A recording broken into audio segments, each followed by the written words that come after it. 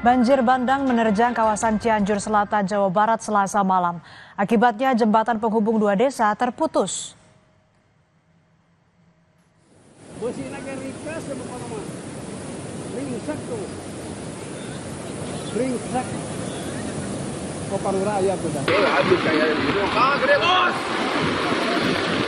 Banjir bandang yang menerjang wilayah Cianjur Selatan, Jawa Barat Selasa siang membuat akses desa Pagermana dan Karangtengah terputus dan mengganggu aktivitas warga.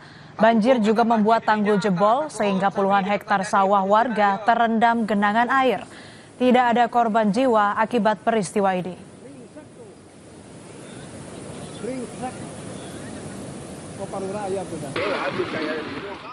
Hujan deras yang mengguyur kota Palopo sejak Selasa sore membuat jalan penghubung antar kota Palopo dan kota Luwu terputus karena tertutup longsor.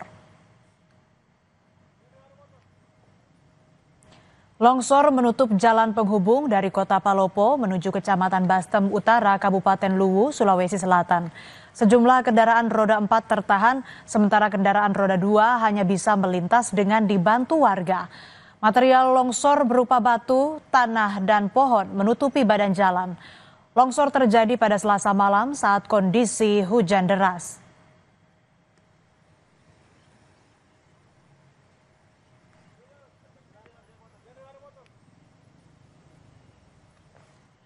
Identitas jenazah yang ditemukan di pinggir jalan tol Jagorawi Bogor, Jawa Barat terungkap. Korban berprofesi sebagai sopir taksi online.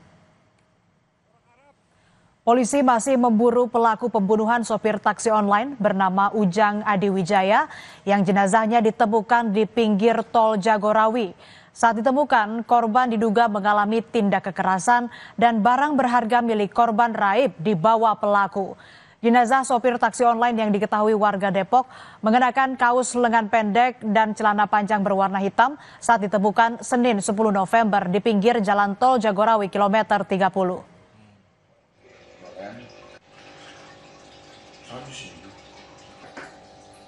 Identitas korban sejauh ini sementara diperoleh adalah saudara U, usia 57 tahun dan profesi karyawan swasta. Spesifik berdasarkan keterangan sementara yang bersangkutan merupakan pengemudi taksi daring. Juga yang bersangkutan juga tentunya sebagai taksi daring pun juga memiliki gawai handphone atau telepon seluler yang saat kita temukan di lapangan memang barang-barang tersebut tidak ada, yang berkemungkinan barang-barang tersebutlah yang kemudian diambil oleh